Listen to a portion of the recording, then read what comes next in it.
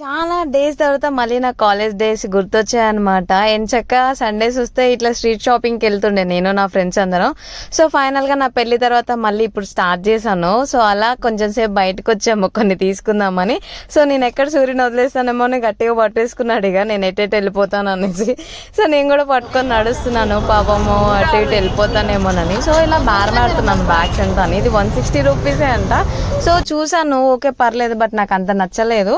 So అలా తిరుగుతున్నాను, కొన్ని ఐటమ్స్ తీసుకుందామని ఆల్రెడీ 2-3 తీసేసుకున్నాను. ఇక స్ట్రీట్ అంతా తిరగడంలో ఎంత ఫన్ ఉంటుందో. మా ఆయనకైతే చిరాకు పుడుతుంది, ఎప్పుడు వెళ్ళిపోదామా నేను ఆ షాప్కి వెళ్దాం ఈ షాప్కి వెళ్దాం ఇచ్చిద్దామని.